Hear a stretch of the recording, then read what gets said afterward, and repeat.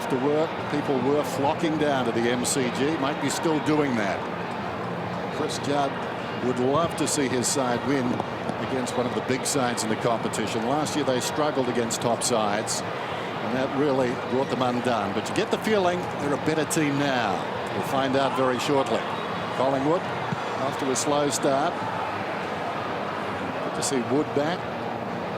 A lot of publicity this week. And Dygan will start as a sub. Are you surprised by that, Lee?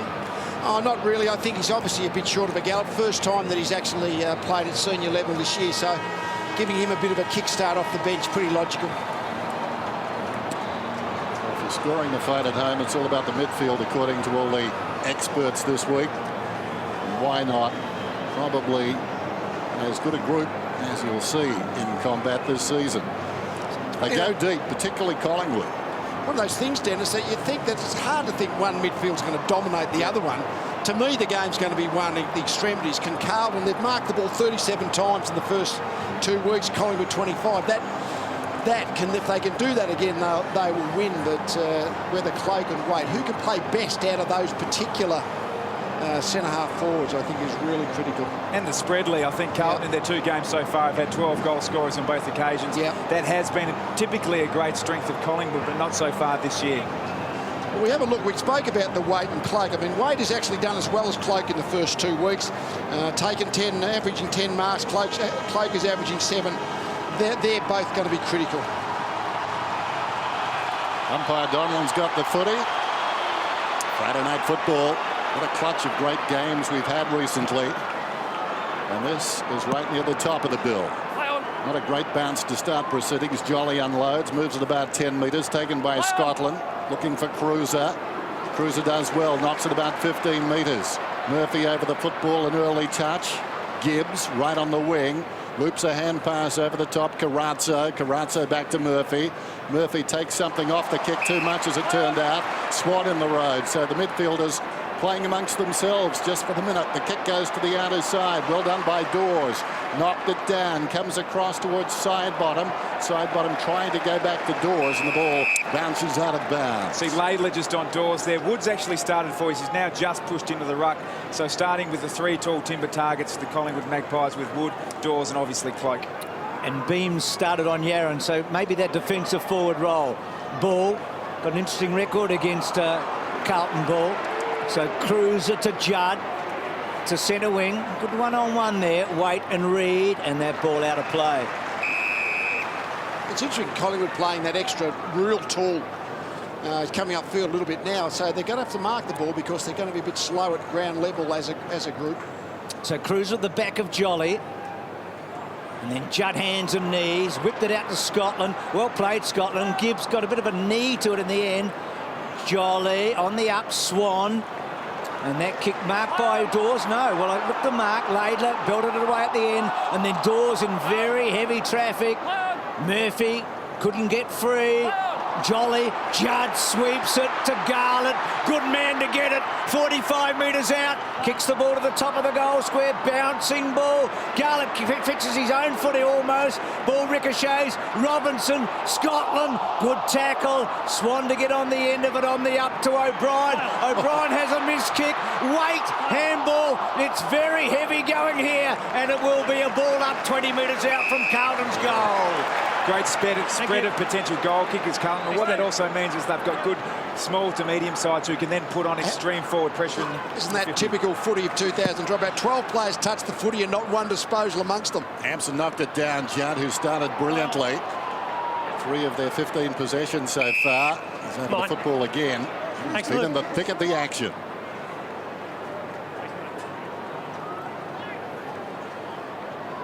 This bounce about 20 metres out from Carlton's attacking goal. Good bounce too, propping in front. Jolly backhands it down. Swan kept away from the football by Murphy. It was well played. Betts, who was spectacular last Thursday, or Thursday week ago actually, wins a free kick. Harry O'Brien has got the match-up on Betts. It's a very, very big difference in size. I mean, Betts, we see O'Brien just in the background of that shot. But it was his teammate Ball who actually just allowed the tackle to drop down and trip him. He's got the darting eyes at the moment, looking for a kicker to cruise past. I would think he should get the distance from here. And he comes, runs inside the 50. Kick is on the way. It's working back nicely. It's a goal. Just.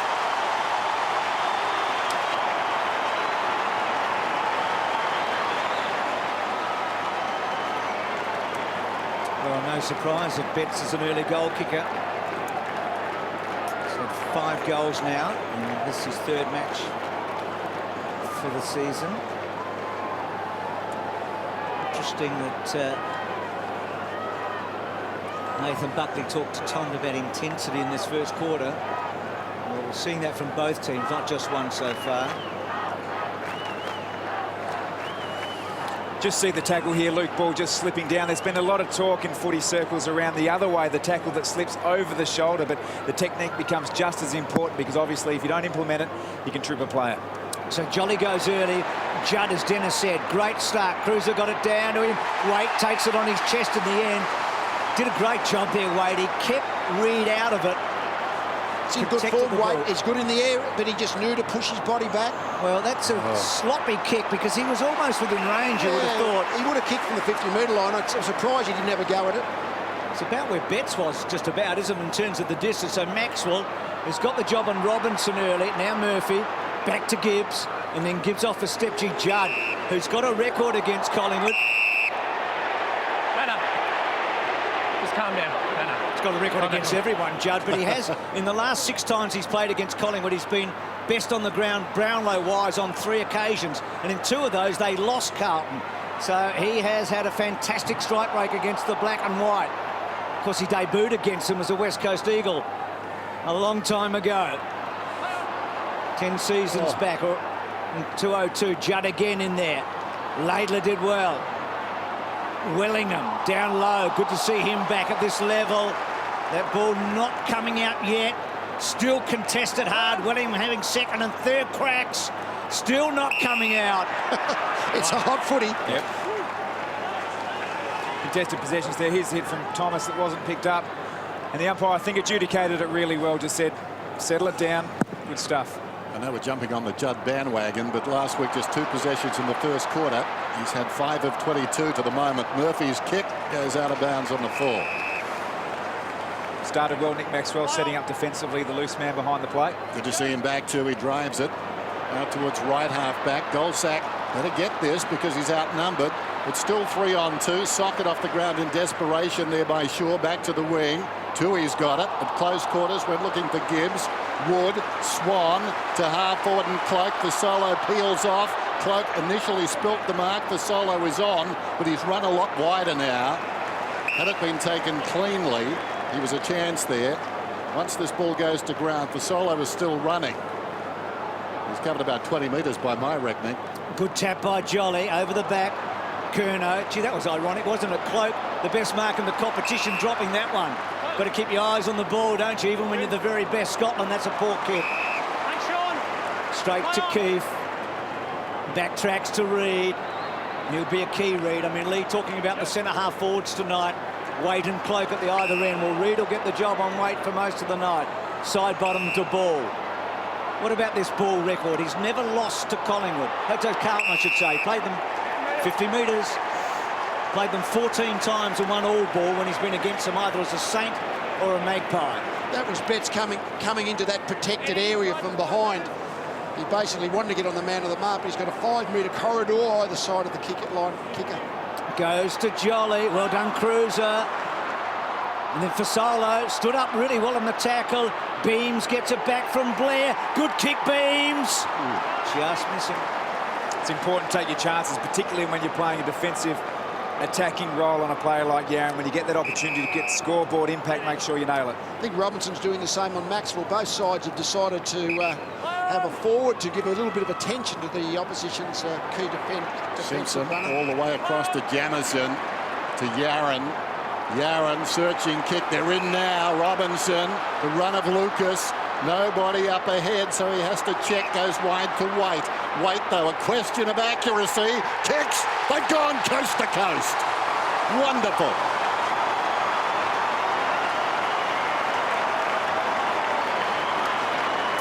Do you remember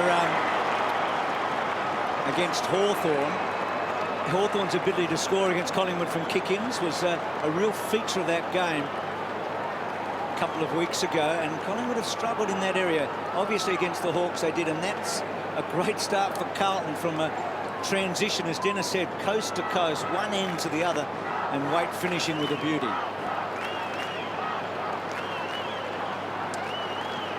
A Carlton goal generated with both Judd and Murphy off the ground is always a good sign, but we were talking about the defensive roles for Carlton, an offensive one with Beams. Yaron was involved, and then Robinson involved doing a number on Nick Maxwell as well. Great teamwork from their forward line to get into position. Hampson up, Carazzo, Simpson, Scotland got a high one. Good tackle, though, the second one from Wellingham. Scotland did really well to get it back, and then Gibbs off a step, and Lucas in a good spot. So Carlton having a little roll here. Now Lucas 55 out, sets it up to full forward. Garlett and Tuvey. Tuvey with Garlett, boundary throw in. Lead just back to that transition. Hawthorn were very effective against Collingwood, weren't they? Well, both Carlton had some forwards back behind the Collingwood zone. So as soon as you got the first possession, Carlton, they just outnumbered Collingwood 3-1. There's O'Brien and Betts. And then Thomas just hacking as far as he could, and Tui is a very good kick, Tui. That's a poor hack. You can't hack the ball back down the centre corridor. If you're going to kick the ball quickly out of that congestion in the full back line, you've at least got to go to width, not straight back down the middle. You really would have wanted the ball in a panicky kick, isn't it? In a left footer's hands, where it naturally swing out to the boundary, but right footers towards the corridor on that part of the ground. It's not beyond him, Tui. He's 51 metres out. It's a thumping kick. It's a straight long goal.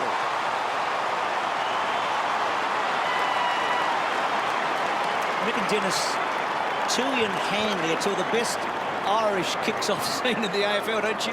Two of the most natural players, I think, Bruce. They look natural. I'm not saying they're near the top of the heap, but they are very good with the ball in their hands. It all seems to flow. Is this a worry? I mean, this is 3 goals to none, isn't it? Well, we've seen them and they've looked good, and they're playing that way at the moment. Obviously a great start by Carlton. Collingwood have won the last 5 encounters, but they've been in front at quarter time all of that 5. So Carlton certainly got the jump tonight. That number 42 has kicked a few goals over the years for the Blues. Robert Gall's got most of them. Out wide it comes to Thomas, who goes down towards half forward. Missed down there by Dawes. Runs free at the back. Oh, nasty collision. Beams was coming up. Tui was going back. And they were like a couple of bulls coming at each other right there. Thank you. More particularly Moose. This is the area that Carlton have nuts. certainly improved on, Dennis, over the probably the last 12 months. Got in low. Getting in low, harder, longer. Cruiser, Carazzo. They work it away. Simpson, Scotland. Now Gibbs, close to the boundary line. Pitches just inside and goes out. Looking for Murphy. So 2 men, and Tui did get down low, didn't he? Terrific technique. He's an Irishman with some tricks. Side bottom, so Gibbs heard the play on and it just spilled it a bit, and then Pendlebury paddles it over the line. So the Blues off to the fly here.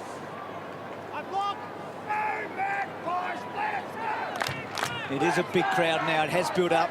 Dennis talked about a few spaces early on, but a lot of them have been filled. Carazzo. Gee, throw. No legal disposal. So side bottom with the free kick, about 60 metres from goal. He's going to go really, really short here.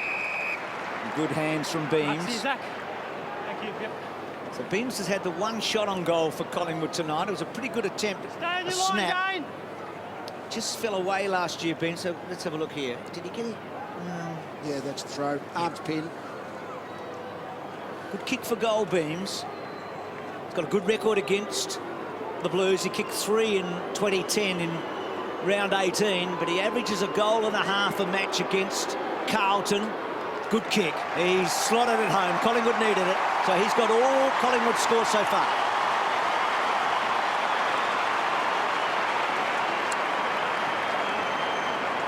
Of course, he missed out on the grand final because of a very indifferent preliminary final.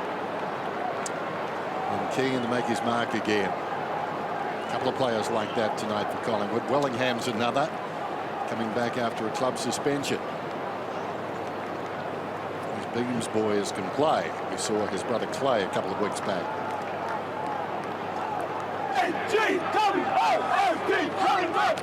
Blues by 11 points then, early going on a Friday night, and look at that. As Bruce said, it really has filled in. Back in the middle. Collingwood needed that goal. Cruiser decisively. Judd in mid-air, couldn't control it. Scotland's been elusive. Armfield goes out wide, and speaking of elusive, Murphy, speedster. Checked there initially by Goldsack. Now he goes for distance. Very close to the boundary line. Robinson went to ground. Keith was with him, and the ball bounces out of bounds. Brad Ratton said pre-game that Corazzo was going to take the Pendlebury matchup. That's been a good contest for Pendlebury. He's got a couple of clearances. Pendlebury's only had one handball, hasn't had a clearance. Good matchup for Carlton. Judd again in traffic. Hand passes down towards full forward. Bauer got it on the boot. Betts kicks it straight up in the air. Nothing if not a sense of humour. Cruiser brilliantly towards the goal line. Betts got it from Hampson. Goes in and kicks the goal. His second.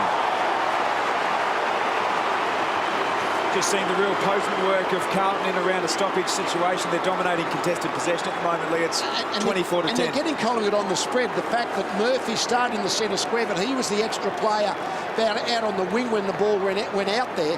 That got the first clearance into the forward line. But just at the moment, their midfield spread, Carlton's just on top. And in all the talk of the midfield battle, probably the matchup we haven't spent much time discussing is the role of the ruckman, and we see the value of Cruiser on that occasion, being involved in the initial contest, and then his second effort's outstanding. So Betts off to a fly. He threw it us on Easter Thursday in Brisbane with a couple of screamers. So he's got a couple. Cruiser was so clever there.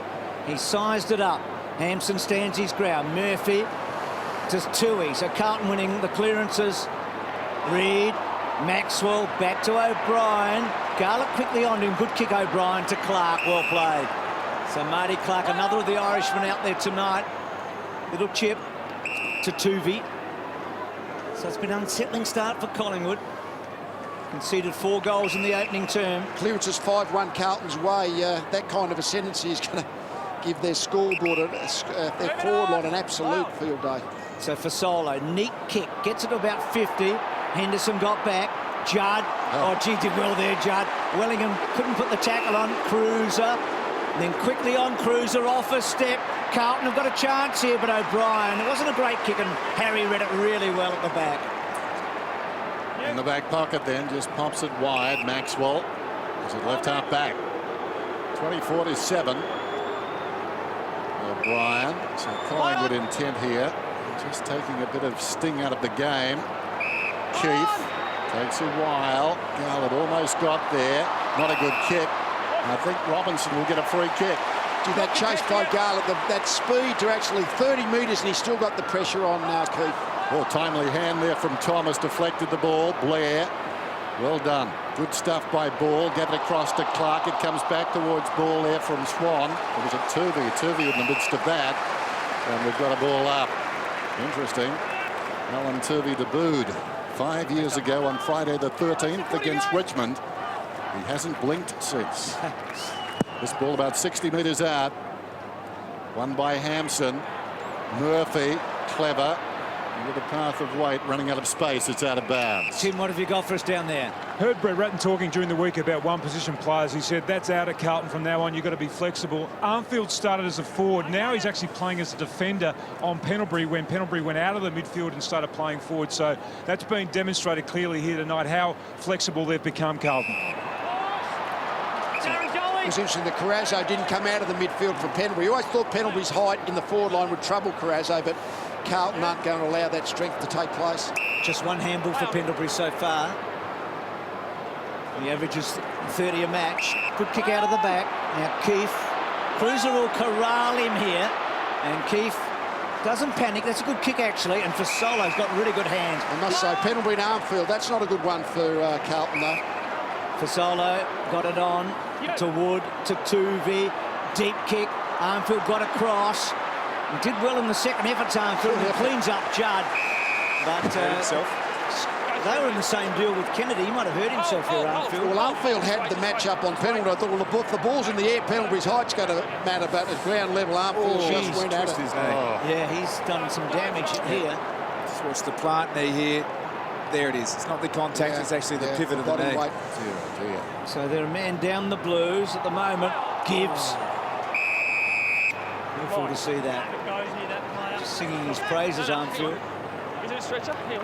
He really attacked the ball with gusto then. There's no stretcher yet. Is there a stretcher, lads? You're the umpire. Medical people would be seriously thinking about that, I would think. So they don't have the replay that we had to look at. Judd, who started brilliantly. There's no disadvantage whatsoever in calling for the stretcher on that situation. No. The ball is with Maxwell. Drives it inside the forward 50. Strong mark is taken by Hampson. Hits the ground stumbling. Gave it across towards Robinson through the legs of Lucas. Lucas soccers it forward though, improvising, and did it well. Waite could have been held. Taken away by Reed. Searching kick inside the forward 50. Hampson goes back again. Well, this will test it. He has to kick with it if you don't mind. Armfield moved at about 10 metres. Not good policy by Carlton. Should have got him off the ground, perhaps on a stretcher. Just stop it. So the problem with the stretcher is he's off automatic for 20 minutes. That's why it's not as kind of automatic there. He's running off, so he may well be able to... he may have just had a twist to the knee rather than a really bad one. He showed a bit of guts here, didn't he? Contesting. Went through Swan. Well done, Lucas. Scotland. Now Simpson to Gibbs. Doesn't handle that often, Simpson. He's a great kicker of the ball. Now Gibbs to Murphy to Scotland. And Scotland to Judd. He put the skipper under pressure. The Carlton spread out of that part of the ground. I mean, they had a lot of numbers breaking out of that back 50 stoppages. The Collingwood chase at the moment isn't where they need it to be. So Pendlebury, first real disposal for him. Thomas running hard, and that ball well in apparently. And now Gibbs off a step, gets the ball to half-back. Swanee's in a good spot. Being pursued by the giant Hampson, too nimble. Gives it across to Keith. Back it comes to Cloak. He runs into Robinson, who kept coming. Hampson does well, picks it up, gives it to Robinson. Curnow looks towards the middle. Another chance, wants to get on his left side. Elects to hand pass again to Simpson to Murphy. Murphy is 55 metres out. Long kick. Waite is going back. And it's going to be a free kick, I think, to Waite. I think pretty sure... You weren't going for the ball. You must try and mark the ball. Wade actually was just trying to shepherd the ball through, but in the process, Was that in the square, just got eased forward. Just want to look at this footage here. This is Hampson chasing Swan. Not only does he shadows him out here and provides it. That was terrific work from the big fella. Again, the umpire, you can hear him. Umpire Farmer. Putting Waite directly in front because the infringement took place in the square. It was a very indecisive pack. Waite benefits, though, gets his second goal.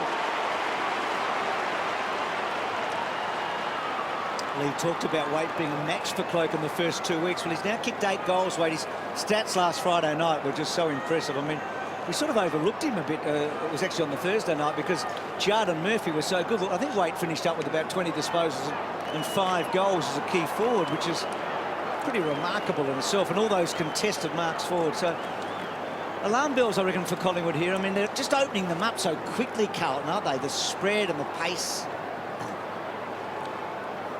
It's just at the moment they've got five shots at goal for 5 goals, but they've only been inside 59 times, so that's terrific conversion. But just at the moment, their speed and spread is leaving Collingwood behind. So in that great run they had last year, Collingwood, only once did they concede a score like this in the opening term, and that was against the Bombers when Essendon kicked 8 goals and then got run over in the second half. Maxwell to Clark, and then Clark, good kick to Thomas. Thomas, who ignited them last Saturday night in that burst in the second half. Their ball back to Thomas, and then Thomas, good kick to Wood. And Wood protected the zone, and then Wood quickly on. Jolly loves to do this, get forward. Gee, good effort by Simpson. Blair over the top to Jolly, and that was out.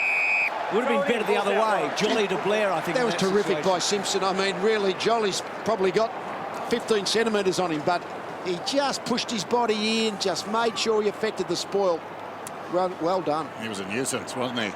Forward of the pack, Swan takes it across the boundary line. Remember when Collingwood were at their very best last year, that swarming, tackling pressure, it's not there at the moment. Probably the whole year it hasn't been there, certainly not there tonight. They're down by 23 points, approaching quarter time, off the ground by Carrazzo. Took a Collingwood bounce, comes to Shaw, hooks it over the shoulder.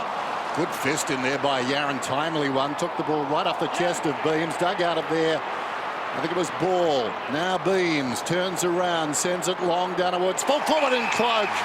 Battle of strength. And Cloak won it. Straight in front. Thanks, Travis. You wonder what else Lockie Henderson could do, did you?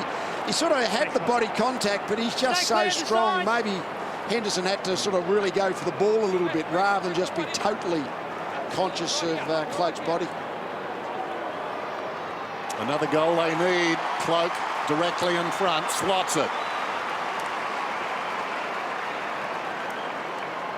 Well, he averages 4 contested marks this year. I know it's only round 3 a match, but that's just a powerful mark. I mean, he was off balance really, Cloak there, and yet the body strength, he's able to hold his position. He is such a key. So, you know, I'll go back to what Lee talked about, Waite and Cloak. Just the impact of the two of them. Waite's had a couple of goals so far. Cloak now imposes himself. So good stuff from the big forwards. He is such a big, strong beast, is Travis Cloak. Just look at that, just fighting for the front position. Henderson lost there and then just able to clunk it. The good news for Carlton fans is that Armfield is now back on the ground, so he's been assessed, he's okay. No bandage on his left knee whatsoever. Cruiser did well, and then Carrazzo goes back to Scotland. And then Scotland on the left. Lucas just pushed out by Maxwell. Well played to Wellingham. Collingwood now just steadying a little. That's better. Yeah. He went for the football then, Henderson. I think if he gets into the push and shove with Cloak, he's just got to go for the footy. Best way to spoil is to get his hands on it. Well, there are no...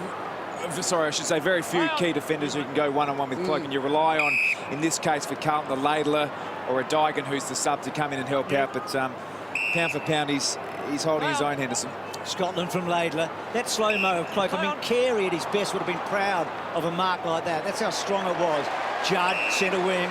What's he up to, Dennis Judd? He's got big numbers already, hasn't he? 9, Bruce. Kicks to centre half forward. Reid, no free kick. Maxwell and Clark. Waite important. Betts has kicked 2. He's got a hat. No, he hasn't. I was going to say he's got a hat trick in the opening term, but he hasn't. That was a sinner. He tried to do the end-over-end kick, but I mean that was a 15-metre into the open goal. He'd be livid that he missed that one. What a miss. That was the 3rd goal went Beggy. Meantime, Collingwood have it with Clark. He got up from O'Brien, comes back to O'Brien, but the cold potato there. He drives it towards the outer side. Leading back in the race is Laidler. To his own advantage, Laidler swings a hand pass to Scotland. Across it comes to Tui. Arches the back and slides away. Goes down towards the pocket. Waits. Oh, how strong were those hands. That ball was coming low and hard. Waite, 55 metres out, doesn't. Sends it long down towards full forward. At the back of the back, Garlett. Play on's the call. Immediately 2 Collingwood players dive on top of him. And the umpire will ball it up. How's that for judgment? Garlett decided, I'll wait at the back. Judged it perfectly, but dropped the footy. Now, the ruckman can't hit the ball through on the full Collingwood. They've got to clear it away. So Hampson hard, Robinson 3rd man up, and Carrazzo, who's having a big year. It just got bigger. That's been a great matchup, hasn't it? I mean, what Carrazzo's done, he's been good. He's got 7 possessions. He's now got a goal. Pendlebury has hardly touched the footy, so very pleased with that one. He's a great story, Andrew Carrazzo. Spent 2 years on the Geelong rookie list in amongst players like Ablett and Bartel, and he just had a fantastic appetite for work. Gone to Carlton now and won a best and fairest and has really cemented himself in the Carlton midfield. And he had triplets over summer. That's going to affect his lifestyle. But hopefully they're all sleeping now, Tom. Well, he looks pretty fresh. I saw him before the game. He was in great spirits. He's been a fantastic pickup. He's not pushing into Pendlebury's body. He's just trying to work the positioning, not so much body to body, and he's finding the footy. And he reminded Pendlebury of the goal straight after he kicked that as well. Hampson fingertips to it, follows up. Carrazzo once more out of the middle. 8 possessions now for him, his career high in his 100th game. 44, but all eyes on Betts, who makes amends. He's got 3. Well, we might have been onto something, Lee, before the game out in the centre square. Carlton are absolutely dominating at the moment. If we get some footage over the course of the game, we'll see it on this occasion here. They're just the first ones in there. They're at the first instance off the ruckman's hand, on the move. And if it does spill, the second work rate's been great. You just see Andrew Crazzo there. He's kicked the ball forward and had his head on a swivel straight to Pendlebury. And Eddie Betts is up and about. Well, it was 4-1 after the first 5, and I reckon they've won the last few, so it's probably something like 8-1. And when the ball he goes quickly into the forward line, wasn't his positioning terrific, Betts? He just got to the front of the contest, which is where the spoil will go on the large percentage of occasions. Before tonight, he's best against Collingwood, 4, but he's fast getting to that point already. 22 goals in 14 games prior to tonight. Judd's been magnificent. He's just looking a bit too slippery for Harry O'Brien at the moment, isn't he? You look down at the Collingwood defence, and O'Brien's going to get him in the air, and Betts not a bad mark, but he's very slippery at ground level, Betts. Bucks looked frustrated there, didn't he? He can't impose himself like he could as a player out there right now. Well done, Wellingham. Back to Swan. Breaks the tackle well, Swan. Lovely little kick for Solo in a scoring position. Only teenager out there tonight for Solo. Alex, Mark's here. Fairly basic footy. Centre bounce, forward goal. It's as we've said many times, when there's a quick clearance out of the centre bounce forward, it's like defenders who are sort of used to zoning and a little bit often get caught out by their forward who is actually watching the footy off the teammate's boot. 4 goals already this season. And he's pushed that one, and he might have just kept it going through for a goal. He has.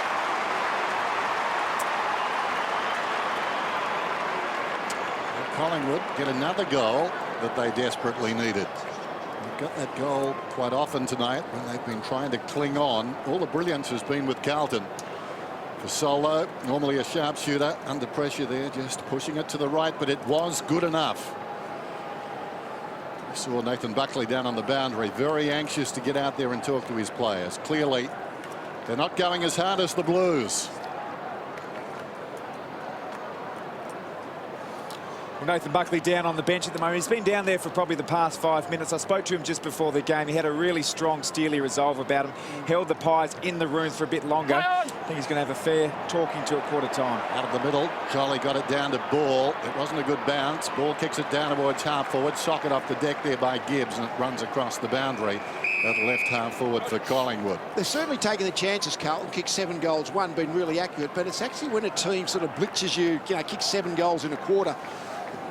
Apart from the fact that you're well behind, that's the big concern. Here's Swan, his 9th possession at close quarters. Turvey in desperate trouble. The man chasing Swan was Chris Judd. He just moved on to the next ball carrier. He's got his good midfielders in there. You think, well, what can Collingwood do to change the flow? They just need their good players really to get greater involvement in the game. Jolly in front. Hampson over the top, knocks it down. Pendlebury missed it. Judd didn't. The umpire went down. Robinson forward. Garlett, can he step past Goldsack? No. He's holding the football. It'll come back to Goldsack. And now 50. Luke Ball looks like he's got some issues as well. He's a tough unit, Luke Ball. This is not good. Fingers crossed. He does what Armfield has done. Andrew. He's not moving. Stay. Stay. Go to him. That look says it all.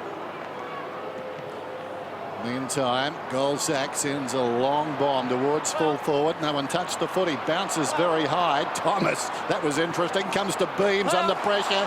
Brilliantly done. Throwing himself across the boot was Laidler. He goes again. Pendlebury is in there. Laidler comes up with the football. Well, sort of. He was crawling forward. And the umpire will ball it up. Now, that's where it would have been a travesty had Laidler been penalised. So here's the ball injury, and he's still in the hands of the trainers there. And Collingwood's welling and bouncing it through for behind.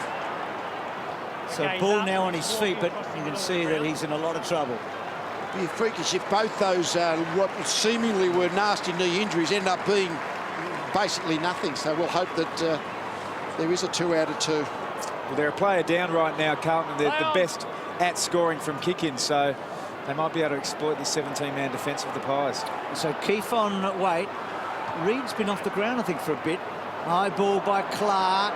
At the back, well done by Jamison. Judd's had a magnificent opening to Robinson. And then Robinson down the line to Waite. Good hands by Waite. Came in board. Not long to go. Betts has been a star. Good hands. O'Brien with him. Harry and Eddie. It's a good match. Betts gets it out. What a wonderful quarter by the Blues.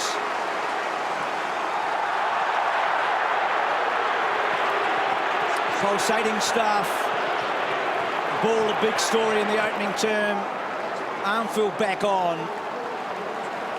But on Friday the 13th, on this Friday night, it's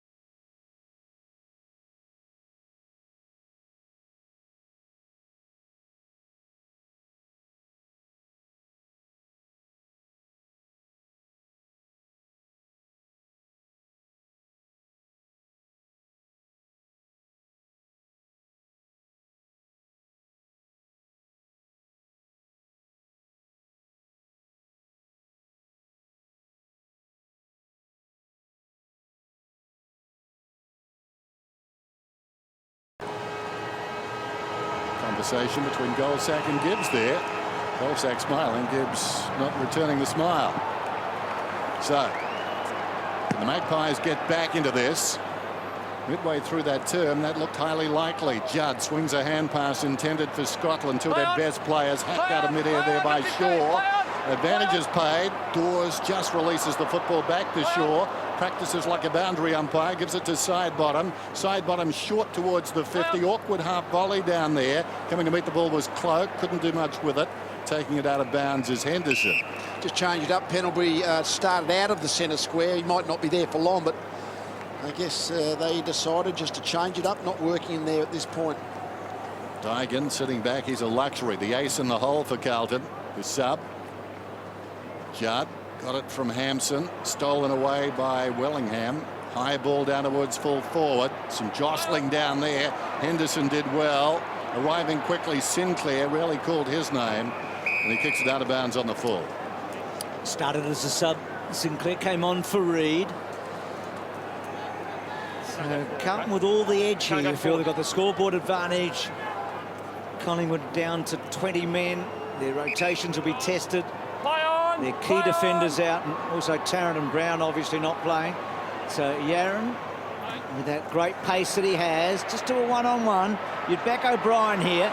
Runs away from Lucas, gets to 60, delivers a good ball. Carlton got all the numbers, but they all went up, and Swan was down, and that ball hit the behind post for a boundary throw-in. Got away with one there, Carlton. You mentioned it right, Bruce. Went up early in that situation. You really got to influence the contest and get it out of bounds. Collingwood pressing hard. Jolly did well. Wellingham tried to fend off. Chikarazzo was a good tackle. And then the little give was terrific. Bow to Judd. Judd sweeps it. Scotland. Lovely kick to Kerner. Scotland's the only player out there tonight that played in the grand final for Collingwood in 02 and 03. Yep. His other teammates are Tarrant and Johnson and Didak, ex-Collingwood teammates. He played against Lee's Lions twice in those grand finals as a Magpie. Takes you to funny places, as we saw Gavin Brown a moment ago. Garlett roved it beautifully. The ball sits up. They're not going to get him. Clark won't run him down. Garlett still going, and that hurts. That is brilliant.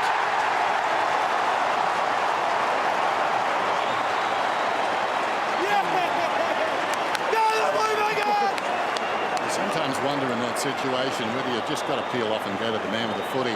There was a lot of delaying there by Collingwood defenders. Admittedly, he had a lot of open space in front, but make him handle it one more time. Although, having said that, he wasn't super assured with that bounce. So maybe the Collingwood players thought, looking at that, we're not sure he will control the footy. But in the end, he turned his back on the advice we saw during the week for a lot of the Hawthorn stars. It's been a great thing. As soon as there was a turnover and there was space, the only question was he going to be able to maintain possession? But he knew that no one from behind. Dawes had a good go at it. Yeah, you got to admire the chase, and we've seen his cousin do that plenty of times, the MCG here. That's Buddy Franklin, his cousin. Judd goes forward. Wouldn't it be awful if you were the cousin of Buddy and you're having to kick out the back? You feel like you're a magician, but your first cousin's Houdini or David Copperfield. Tui look at that. Goes bang, and the Irishman just misses. Well, you think to yourself, well, you see how players can kick, and you see how, you mentioned Piers Hanley, the other Irishman, and Tui, they kick the ball really well. Now, they probably started kicking footy about 18 years of age, so sometimes you teach yourself much more than anyone else is ever going to teach you. One thing about that idea you had, Bruce, is the kick comes in. If it was a big enough backyard, Buddy wouldn't catch it. Down goes Shaw, stolen away by Murphy. Delays it nicely. Robinson feeds it forward. Armfield hard against the boundary. A dangerous centering kick. Cruiser almost the mark. Curnow had his kick smothered by Clark. Gets a hand pass away to Blair. Falling to the ground to Maxwell. Maxwell, the long bomb out of defence. Simpson up. Couldn't hang on. For Solo to the wing on the lead, Cloak. It's all Carlton back though. They're the deepest in all the pairings. A couple of them pretty short. Cloak goes long, Dawes in front, reaching over the top, getting a fist on it. Bauer, well played by Sinclair to Beams, hugs the boundary line. Pendlebury almost the mark. See, that's what Gibbs can do. Pendlebury's dangerous in the forward line because he's got good height for a midfielder, but Gibbs, you can use him in almost any function you want, but he's got a big one down there at the moment. Gee, that's a good matchup, isn't it? With Pendlebury's height. Gibbs a match there on that occasion. Laidler tried to get through, and then Pendlebury just held up, swung by Gibbs in the tackle. Gee, Carrazzo was so clever there. Bad handball, though. Bad tackle, though. Just a bit too anxious he was, Sinclair. He had him cold, but just fell all over his back. Play on. So Simpson just trying to draw someone to him. Henderson, now they'll want to release Sharon here if they can, but Cloak was able to go with him. Henderson off a step, good kick. Gives Wade every opportunity. Well played Maxwell to get back. Swan, productive in that first half. Little kick forward. Collingwood have got to get the next goal. Plays on. Swan misses the target intended for Fasolo. The ball runs out of bounds. Lee, we're interactive tonight, and one of the viewers have come in and said, is there a noticeable difference between the Malthouse Magpies and the Buckley's Magpies at this early stage? Well, it's more the energy that the team's putting out. I mean, they're just the defensive tackling pressure that we've come to expect of Collingwood just hasn't, certainly not there tonight, let alone this far, though, so far this season. And Collingwood have already lost 2 games if this goes the way it's going, although Shaw has other ideas. Over the top, that was magnificent. Eyes only for the football, and found it. Tricky spot certainly for Murphy. Hold that line. No closer. Invariably tonight, they've got the goal when the games seem to be ebbing away, and they get this one and they pull it back to 23 points. Gee, they needed that. That was just a remarkable effort by Shaw. And Dennis has made the point, you felt 3 or 4 times tonight that the Blues have been ready to dismantle Collingwood, but just that extra goal they've been able to get. So one thing they've been able to do, Collingwood, is actually score tonight. They haven't probably had that many inside 50s compared with Carlton, but when they've got in there, they've been able to score. I mean, that was a bit of a remarkable effort, single effort. Shaw gets the goal. Heath Shaw's taking the mark, coming from half back again. Scott Pendlebury starting outside of the centre circles on this occasion. Bryce Gibbs doing the defensive work. As we mentioned, a fantastic matchup. So Collingwood get one back. Their 2 most recent goal kickers tonight have been Goldsack and Shaw. So unusual sources, but it's just one of those nights for Collingwood. G. Maxwell worried out of it there by Jamison. Garlett just didn't keep his eye on it. He was spending it before he had it. And that ball along the line and a boundary throw in. That point, there's Matthew Lappin in the coach book. That point about Collingwood and the look of them. I mean, the tackling stats is one measurable stat. They had 30 tackles in the first half. I mean, normally on a good day they might have 80. So that just the defensive pressure, they just aren't able to get the run and the energy out of them at the moment. So Hampson gets the free, long ball in. Waite doesn't quite get the crack at it. Well done, Maxwell. Got it over to Thomas, to Keefe. Lovely kick to side bottom. Talked about the last goal being important. Collingwood got it. The next is massive, you feel. It's a 3.5 goal game at the moment, but Collingwood coming back. Thomas running hard. Awkward kick for Cloak. Back to Daisy. Remember, it was Thomas that ignited them last Saturday night after half-time. Boundary throw in. You see the tackle stats there, and again, that's really the statistical indication of effort and energy, and Collingwood aren't getting the numbers that they had been getting the last couple of years. Hampson laid it down. Side bottom did well to Wellingham. Across half forward, and the mark is taken by Jolly. Now, he's normally a pretty good kick at goal. Nobody stands the mark. Doesn't worry him. Goes to the pocket.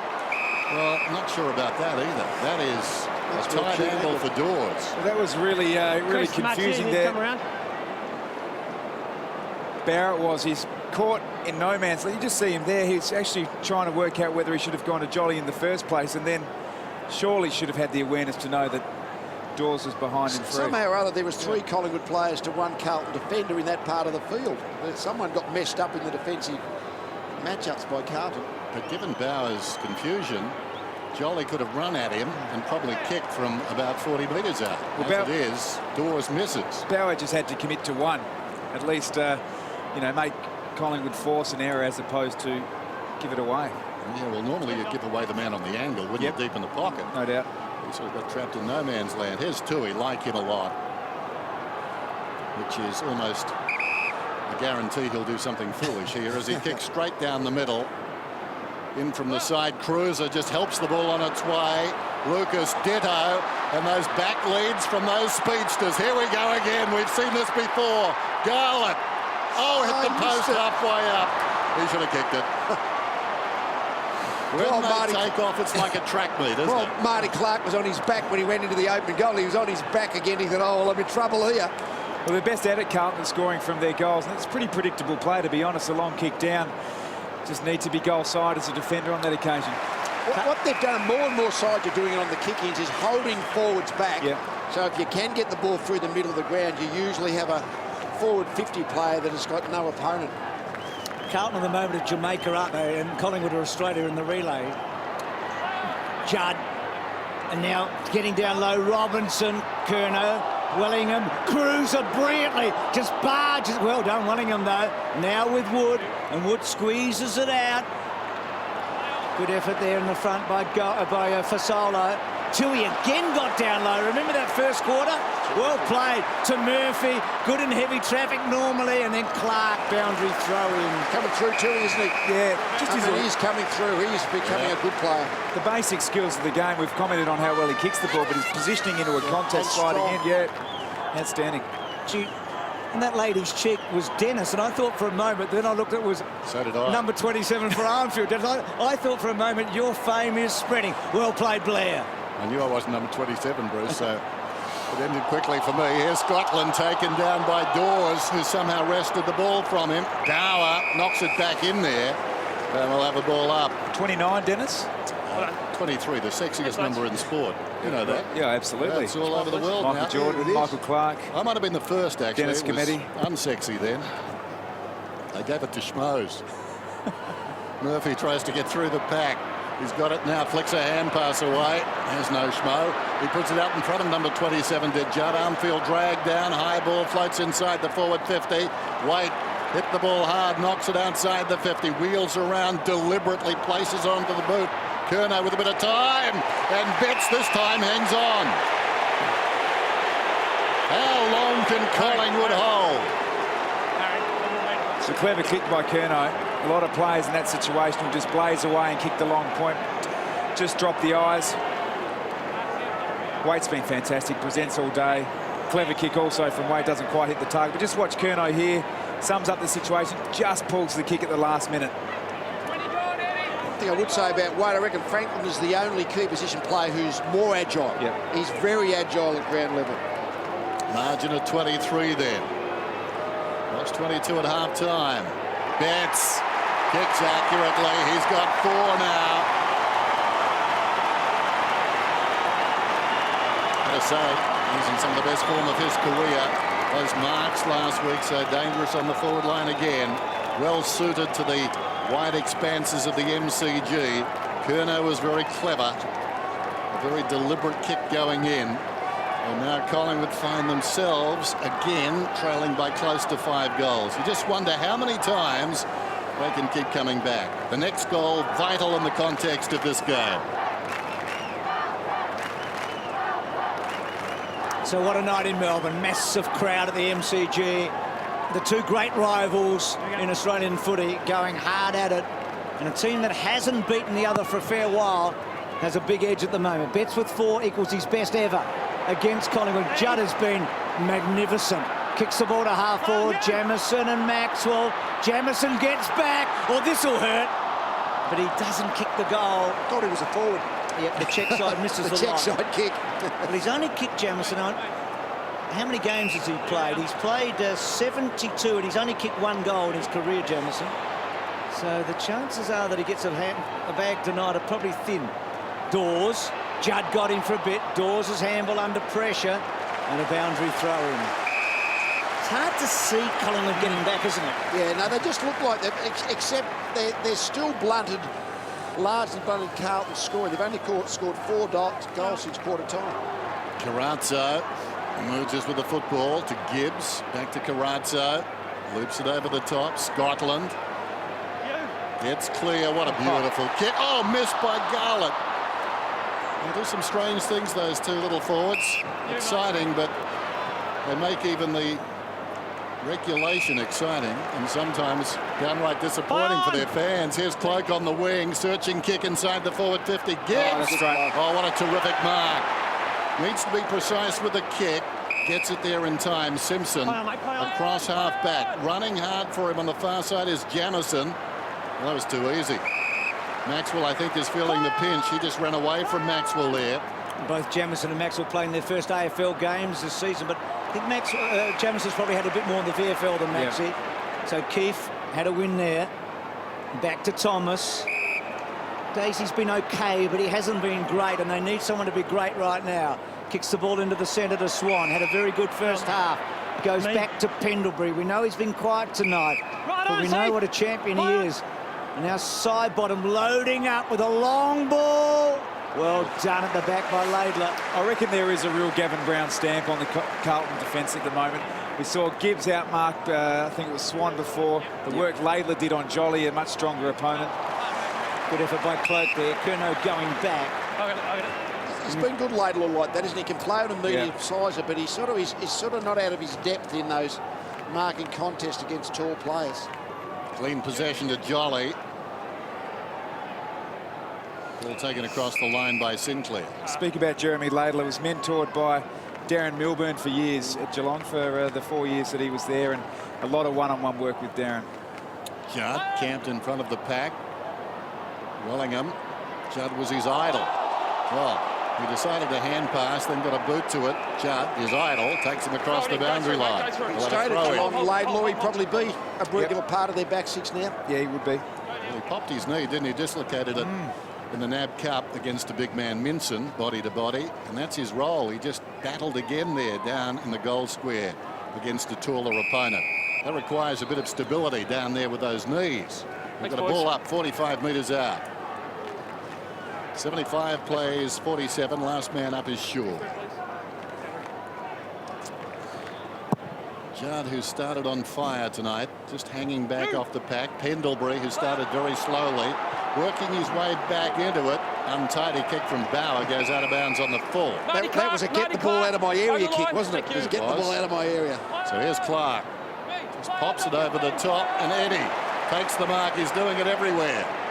Eddie is making Eddie's night a nightmare. It comes up towards the wing, and the mark is taken by Waite. And then Waite with a lovely kick forward to Simpson, trying to open them up. Jamison, he goes back to Murphy. We know he's a lovely long kick. Goes across to Yaron, who takes the mark. Good news. Well, it opened up for Carlton. There were 2 or 3 options in the end. And Yaron, who's a goal-kicking half-back, we know that. Interesting, Murphy just having a chat, the runner to him. That was a great cut-off by Betts. As Dennis said, he's probably the most famous Eddie out there tonight right now. Certainly. Eddie did you a favour today, didn't he, Lynn? What was that? The other Eddie. He did, yes. Oh. So Yaron, 45 metres out, straight in front. Good kick. So Carlton get away now.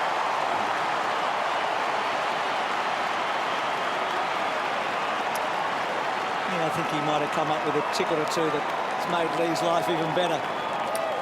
Well, his grandchildren.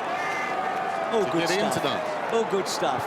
No, we're talking about the hottest band in the world right now. Oh, so One Direction. That's it. And right now, Carlton are going in one direction, aren't they? Yeah. Where did that band come from, incidentally?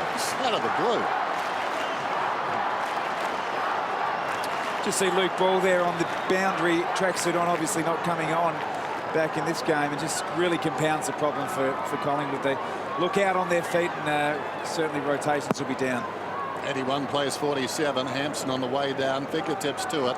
Carrazzo, Murphy. Gee, these on-ballers now really racking up the stats. Judd has almost gone into resting mode. Cruiser had the ball. O'Brien gets back, lays it off to Maxwell. Maxwell straight to Lucas. Judd wants it short. Still on, but Lucas... Long to Waite, just get it in there. Yeah. Goes long in that direction. Waite hangs off the pack. It was well played by Keefe. Denied him the run. Opportunity for goal sack. Taken by Cruiser. Grabbed down there by Tuvey. Marked by Scotland against his old team. And what a player he's become for the Blues. Hasn't that kick happened a couple of times, Lee? Just the chop out of defence, blind kick. Carlton's defensive structures away from the ball have been outstanding. You just see it here, blaze away, didn't even look. Against centre corridor, at least we mentioned that one of Bowers, but at least it went out of bounds, so at least it was a wide kick back. 24 possessions. He had 14 in the first term. His career high is 41 in 07. Steps to the 50. Kick is on the way, and he kicks the ball pretty well too. Bit unlucky there. Hit the post 3/4 of the way up. Become a really good attacking halfback. He was on the fringe of All-Australian last year. He was right in that final mix in the short list. He really is having a good late in his career, but he's playing really well, Scotland. So Carlton hit the post as well. Good kick coming out of the back there by Clark. Pendlebury. Blair. Quickly on. So Carlton still haven't quite put Collingwood away here. Lovely kick out wide by Shaw. What a spectacular mark he took to kick the goal. Clark running hard for Thomas. And then looking up forward for Solo, a target. Good mark. Well done in front of Tui. Is that a good night, Tui? Back here, Mark, back here. Zach, back 1 minute. That's it there. You're right there. And for Solo's a long kick. Can he get enough on it? Kicks the ball right to full forward. Swan at the front, back. And then Armfield. And off hands for a behind. So Collingwood up to 7-6 only. And Carlton 12-10. Those medium defenders, or those small defenders, even Armfield, like he's good in the air, Swan, but Armfield was strong enough to push back, made sure he didn't mark it. Well, that was great defence, wasn't it? And popping on a gammy leg, perhaps. I saw that. Hansen took a very good mark to Murphy. Murphy suddenly everywhere, sends it down towards half forward and wait to the middle. The track meter's on again. Over the top from Garlett this time. Just gives one of the big guys a scrap, and I think he's skinned it through. Behind. Three neat eyes in the back of your head. Didn't that remind you of Heath Shaw and Rewald in the grand final a couple of years ago? Short one from O'Brien to the pocket now. Well, that came off the knee by the looks of it. Right, get the foot at it. What do you think, Tommy? Doesn't matter what you think, really. It's behind. I mean, it matters to me because I asked. Thank you. Below the knee, is that a goalie? Below the knee? Below the knee is. I'm not sure the point of the knee. The knee cap, I'm not sure about, Tommy. Well, the goal umpire, no hesitation. He wasn't messing around. A good game was a fast game. Ball comes up towards the wing. Simpson slips a hand pass across to Gibbs. Gibbs to Simpson. Too nimble for Wood. Not too nimble for Sidebottom. Taken by Cruiser. Comes back to Gibbs. They retreat. And they'll build again. Bauer has a bounce. Laidler the strong shepherd. Bauer, 70 metres out eventually. Kicks into Wood. Opportunity in defence then for Shaw. Slips a hand pass away to Maxwell. Was it Beams? Beams it was. Pushed across the line. There's Dawes and it's out of bounds. Yeah, mate, Chris Judd snug off the bench, Dennis. Un-Australian, Lee. I know what you're saying. It's un-Australian. I'll speak to him. Above the knee, Dennis, just in case we want to get back to that. That was goal then. So Simpson quickly forward. O'Brien with Betts. Gee, Eddie's so quick. Tuvey to Shaw. Shaw along the line. Sinclair a target. Laidler, good effort. Sinclair at the back. Thomas look away. Well done. Cloak has to get it on in a hurry. Didn't get the angle he wanted. Wanted to get it inside the 50. Bouncing ball. Murphy's been superb. How good has Gibbs been tonight? And then Henderson to Laidler. And then Laidler to Curnow. Now Judd's over the top. He goes to Judd. Now Judd can go over the top again. Goes back clever enough. Carazzo back to Judd. Judd puts the burners on for a moment. Not a great kick floating forward. Keefe and Waite. Just a little bit too pretty there. And then O'Brien and Betts takes it off him. And for the first time in his career, he gets 5 against the Pies.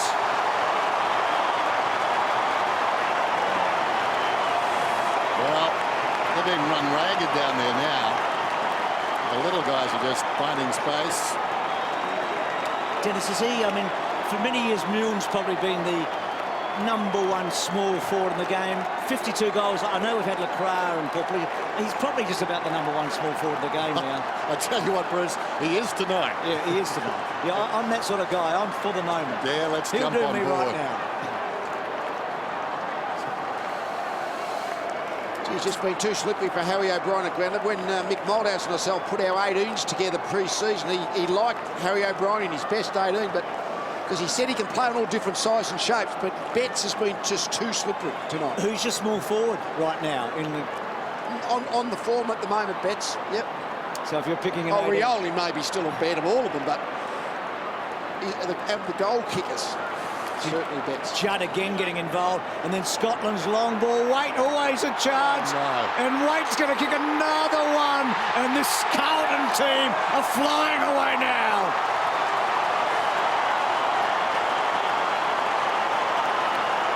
Tell you what, Dennis, we've got a new favourite for the flag after tonight. They were equal favourites, Collingwood, Carlton, Hawthorn and Geelong. When the bookies frame the markets at midnight tonight, the Blues will be favoured. Amazing, so much made of the big three coming into the season. Well, ladies and gentlemen, we've got a big four now. Well, maybe still a big three, but one may have slipped out. Might be a team over in Perth too that back themselves in. We can analyse footy as much as we want sometimes, but when there are more numbers around the ball and the players are actually closer to the ball, you win the ball and you get the ball forward. And that's what Carlton have done all night. So every time we've had a still shot, they've just been closer to the footy, getting numbers around the footy. Towards the wing, Armfield reaches over the top of Thomas. Oh, good play. He's been so strong. He's well grounded when he sets himself. He's very hard to move, and then he runs 40 metres to just... He was just setting himself. He was. He wanted to test that leg. Run too far. As you say, Tom, it is a glorified game of keeping it off, and it's easier if you've got more numbers to keep it off. And I often used to say to players, "There's Eddie not having a good night at the footy. If you got more of your jump with the TV screen, that's exactly the way. A pretty good way to win the contested footy. Yep, exactly the way we were taught as well. Just get the numbers on the screen and the TV. I think Ed is a realist too. He knows this week could be very difficult in a number of respects. Robinson to Cruiser. People love second-guessing football teams, particularly Collingwood. Judd working out there with Armfield. Eventually it comes across to Robinson. Robinson, long kick, and Hampson takes the mark. I reckon Sean Hampson on the 3 games this year is the most improved player in the competition. The way he can push forward and actually take a physical mark, he's been outstanding. And they've got Warnock in the wings. And he's one of the handful of ruckmen who looks like marking the ball out from goal. Manannui's like that, Cox is like that, but there's not too many of the 200-centimetre blokes can take 2 or 3 marks to have shots at goal from close in. Queenslander then, kicking from 15 metres out. The rout is officially in.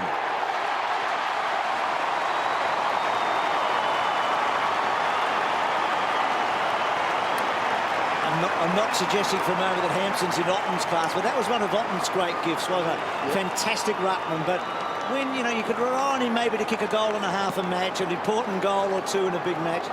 And I agree with Tom, and Hampson's really stood up.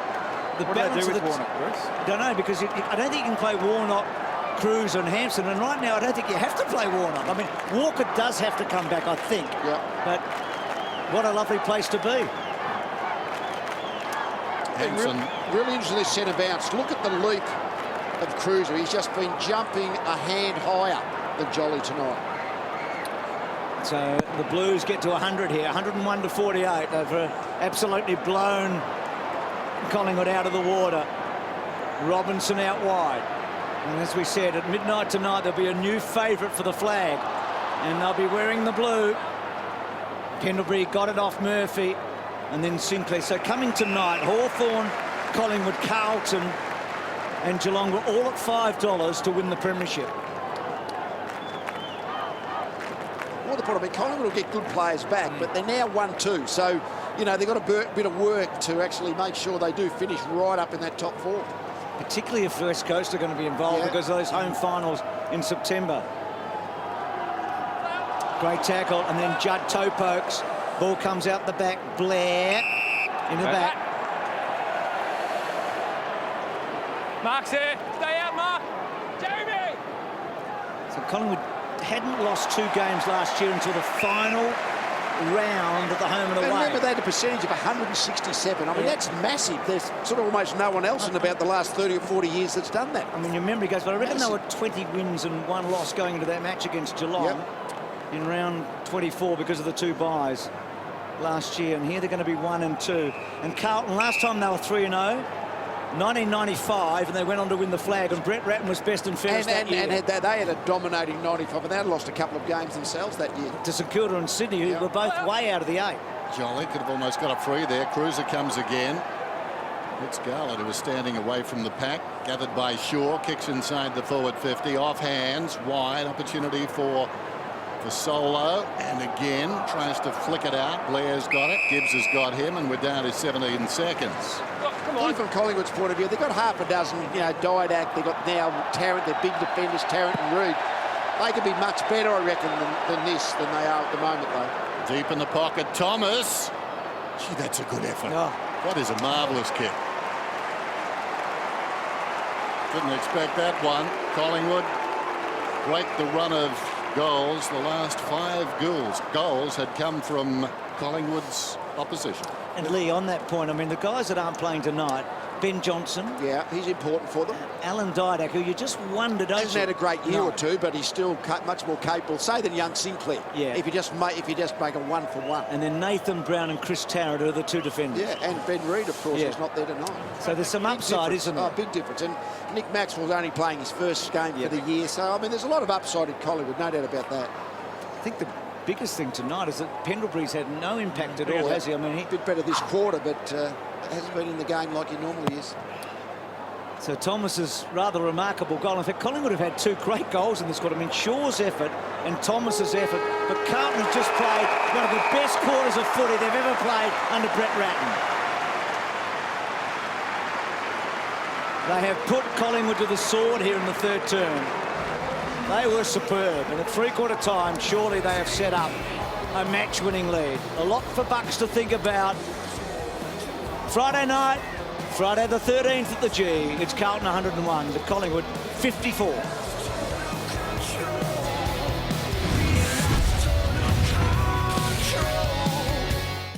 Well, Dennis, we concentrated pre-game on 2 and 2, the 2 superstars in each of their midfields, but really everybody knows it's about the depth. And when you consider that, Carazzo's had a great game as well tonight, played on Pendlebury. Robinson's been going into the middle. Curnow, Scotland, Lucas and Simpson have all been doing their bit tonight. They really have now got that premiership-type depth about them, Carlton. And they've been so impressive all night, not just in that 3rd quarter, but all night. And still some injury concerns with Collingwood. Just getting back to Luke Ball, it now appears that it may be the medial, which would be a 4-week injury. But if it's the PCL, he might be looking at 8 weeks on the sidelines. Thanks, mate. And thanks for that, Tim. So some serious concerns for Luke Ball and for Collingwood here tonight. Trailing by 47 points, an 8-goal margin to Carlton. And Thomas getting the last goal of that 3rd quarter. So they've been irresistible tonight, the Blues. They started brilliantly, a 7-goal opening term. Carazzo getting it from Lucas and then out wide. Goldsack to Shaw, and then Shaw down the line to Dawes. Free kick against Jamieson. Head in the back! Gave away the free kick, but it was actually probably a confidence booster with the way he got to the ball there.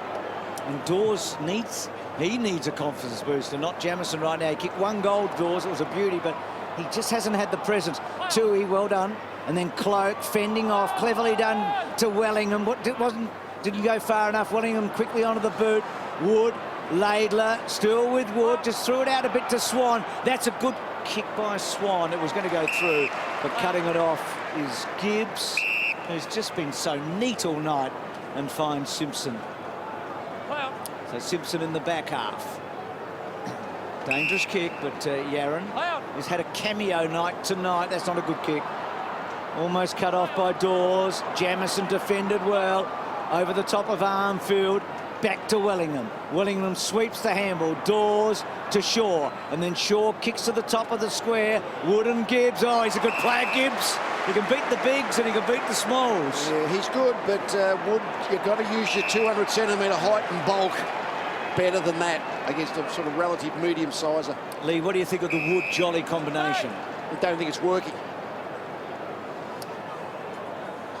And that's partly because Jolly's not he's just not getting off the ground, and they've basically got two ruckmen, not forward ruckmen, but two ruckmen in their same 18. So Bauer back to Simpson. Gee, Simpson was good. To Judd, to Curnow, Garlett.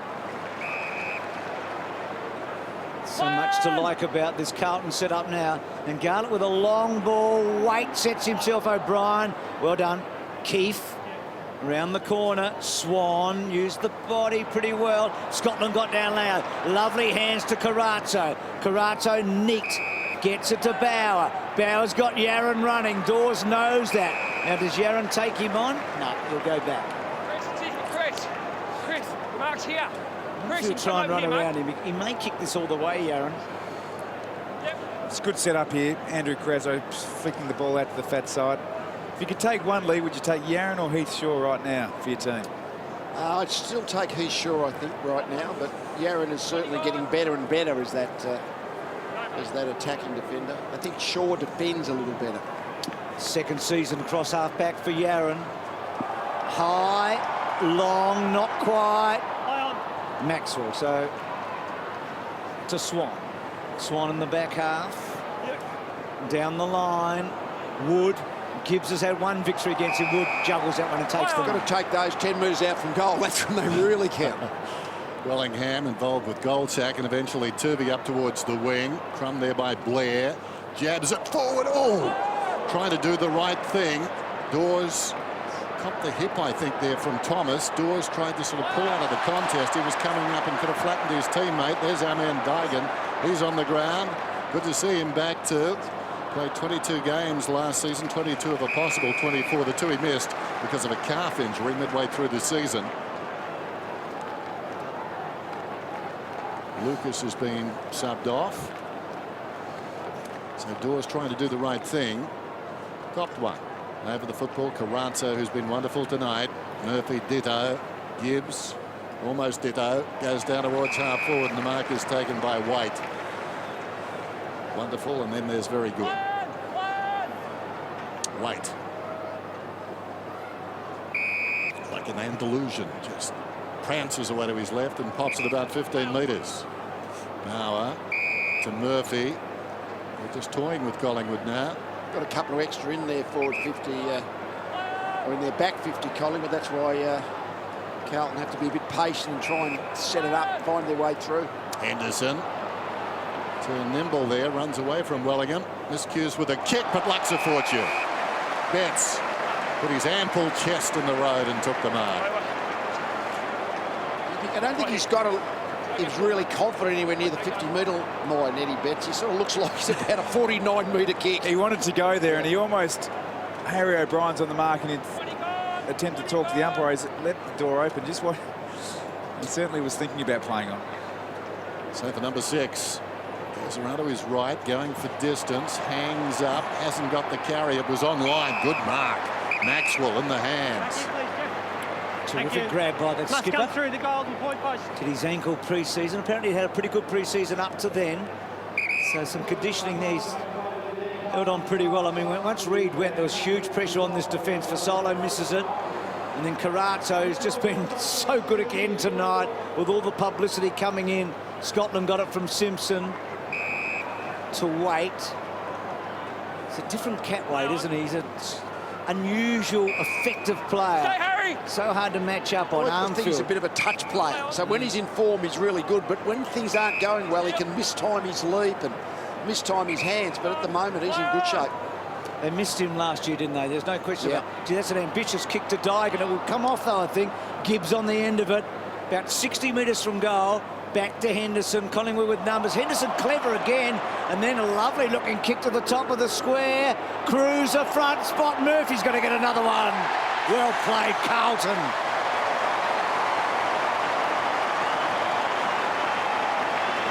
That's the classic. Running harder, getting there first, getting the goal. Murphy's done that a couple of times tonight. Ball falls free. And invariably tonight, the first man on the scene has been wearing navy. 107 plays 54. So they've served notice tonight. I think their motto was a couple of years ago, we're coming. Well, I think tonight might be the night they arrived. This passage of play would make Nathan Buckley's skin absolutely crawl. It's just not hard enough to play against. Carlton had the ball across the centre. They were chipping the ball around, giving Collingwood ample time to set up defensively, but to put in the ball like that and ultimately walk through an uncontested goal, just not good enough. Murphy running hard. Can he go for a third goal? It's long, not quite.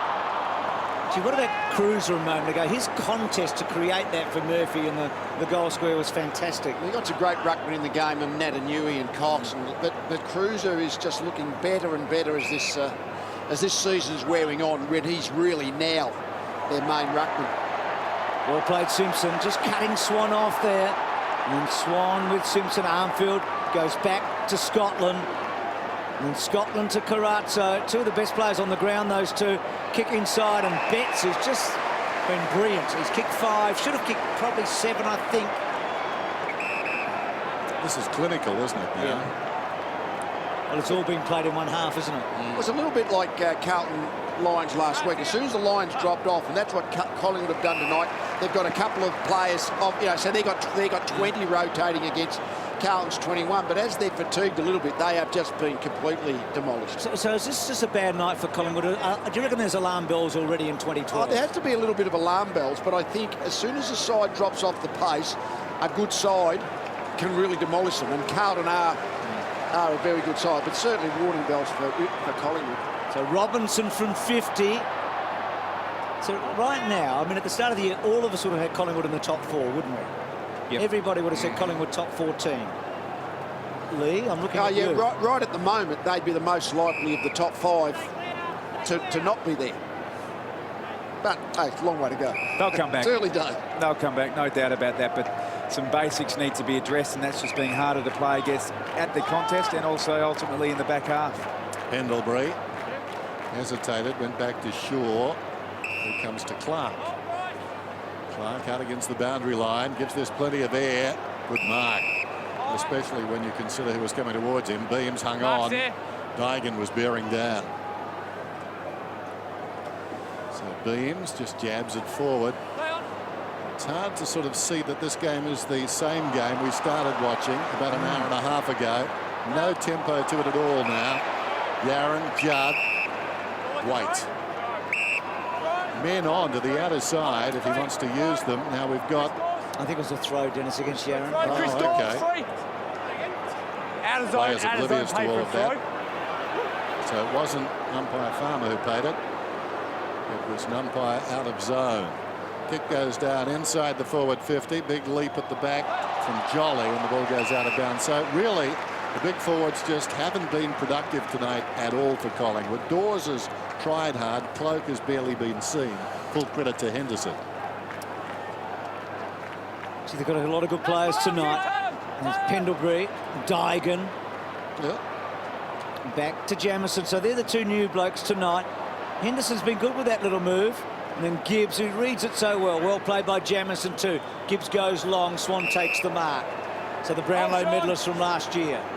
Judd was favourite, remember, to win a 3rd Brownlow last year. And it was Swan who got a record number of votes. And now O'Brien. Off a step. Well played by O'Brien. Neat kick, well played. Well, just too long in the end. I thought Cloak had it. It was too tall for him. Henderson. Dygan to Scotland. Spreads it to Bauer. Bauer, a cheeky bounce, back to Scotland. Gee, I'd hate to be picking the best player tonight. What about the disposal differential?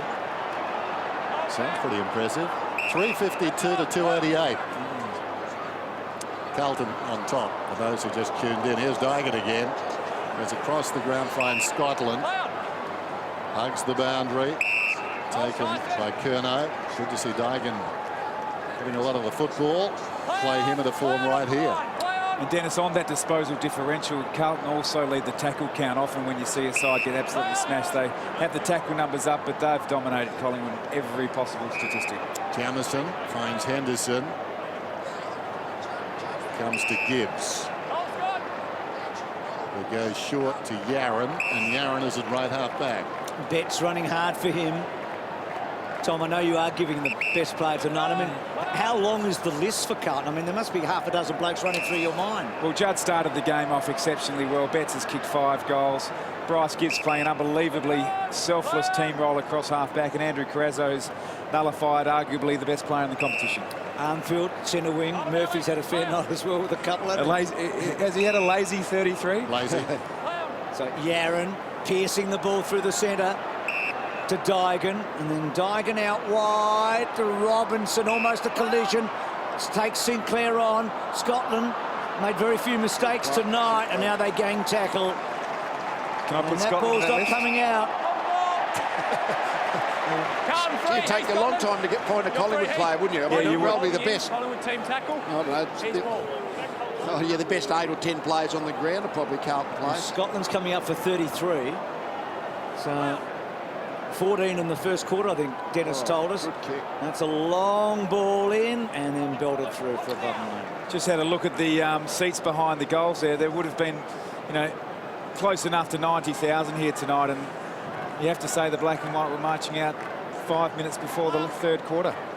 So Murphy tops all comers 33, Scotland 33, Judd 32. But as he's inclined to do, Chris Judd, he can drift out of a game when he thinks his work is done. Jamison controls it nicely. Telling kick. Betts surrounded by tall timber. Got hands to it. How do we classify Betts as a key position player? Because he's actually getting the ball kicked at him and to him fairly regularly. I mean, he's been really dangerous, hasn't he? Pendlebury just out of sorts there, missing that mark on replay. Here's Judd, who snaps and kicks a goal. Well, so much for taking time off.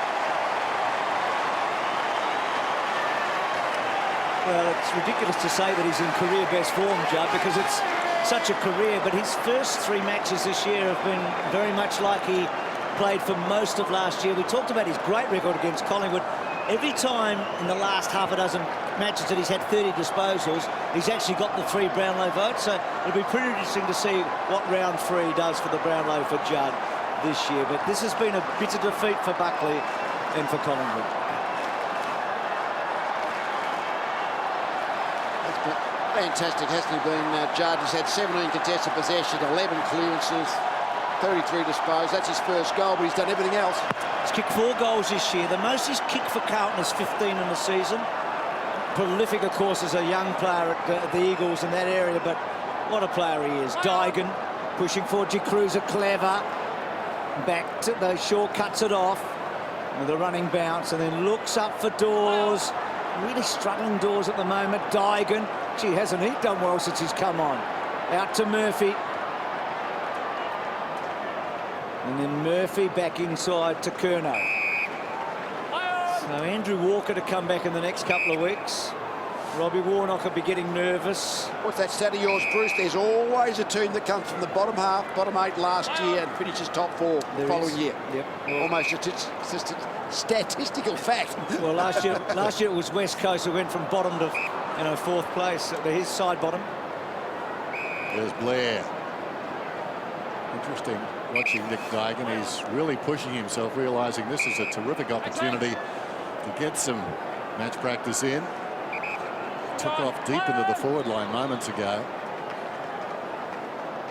Swan comes to Jolly, to Thomas. Thomas, a little chip to the wing, side bottom.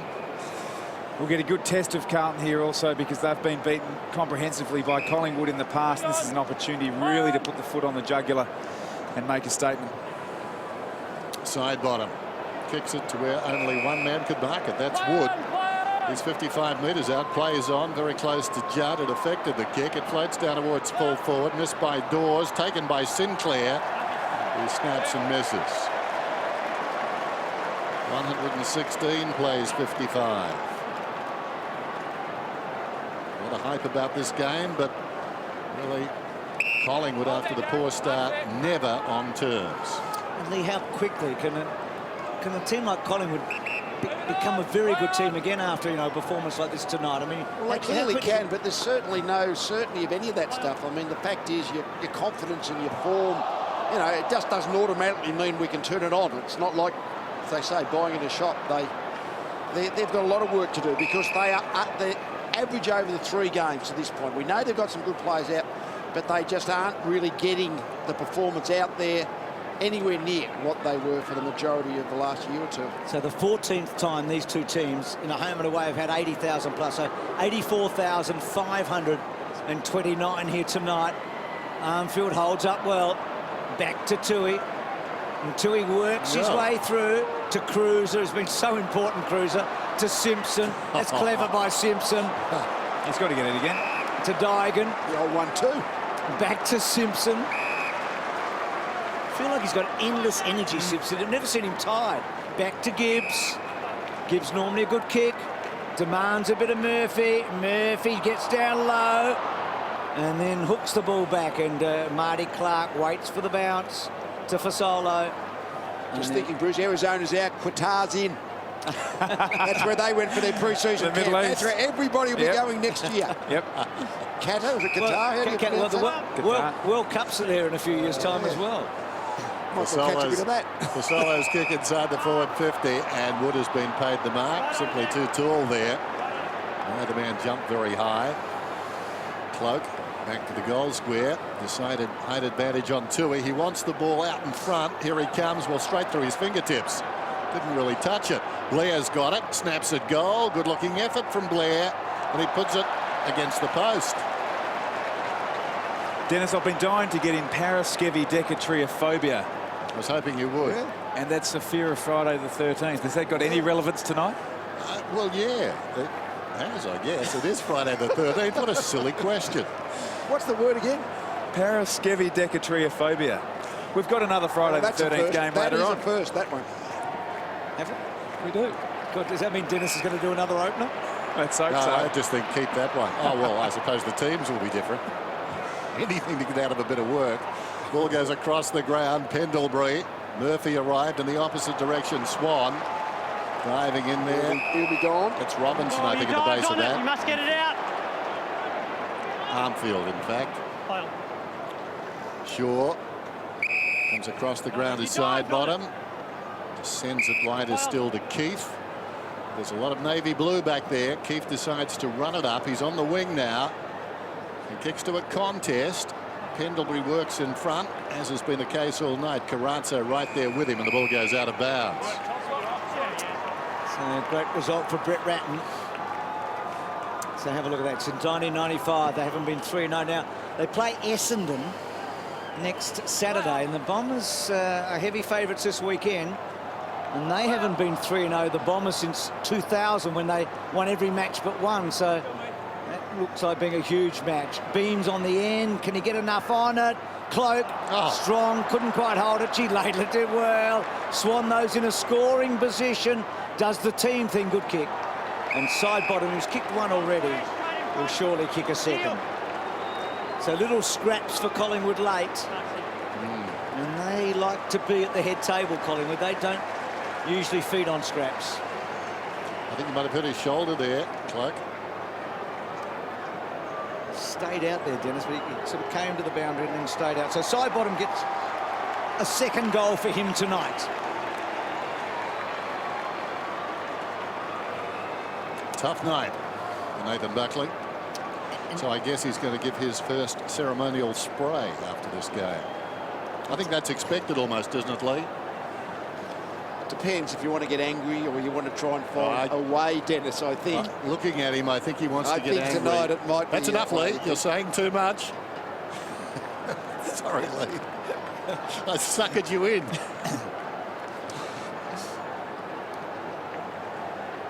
I'll tell you one thing, I think Pendlebury is going to have someone breathing down his neck, because a successful tag of Pendlebury has completely put Collingwood out of business. I mean, Carrazzo's been magnificent what he's done, but everyone will be going to work on that. He'll be now the player that is getting a real hard tag every week. Curnow, Hampson, well done. Murphy, and Murphy, lovely kick inside, almost the mark taken by Waite down low, and then Yaron is pushed forward, should get a free kick. I'll ask you something about Bucks in a minute, about just this big defeat, just his third game as coach. I mean, as Mickey Moldhouse loses a game like this with 3 premierships behind him, you lose a game like this with 4. Yeah. I mean, it's got to be harder for him right now. I mean, confidence even for a bloke like... Yeah, test your self-belief. You're always asking yourself, if the team plays badly, what could I have done? The way we trained, what did I say? That is the coaching dilemma when the team doesn't play well. Because as good as Bucks has been, he hasn't got runs on the board as a coach, has he? No. You've also, I guess you've also got that basic situation of people on the ground. So I think we've got a... Plays held up by a few spectators are getting removed from the oval. And there's something pretty impressive happening on the field is the Carlton side actually setting themselves up here. They know there's a stop play. Dygan's pointing to the crowd, to the teammates, orchestrating. Laidler's doing the same. That's a professional outfit out there. Just saw something of a rarity there. Tackles on the Carlton forward line. Oh, what do I say? On the Collingwood forward line. I think just the one tackle inside their forward 50 from Collingwood tonight.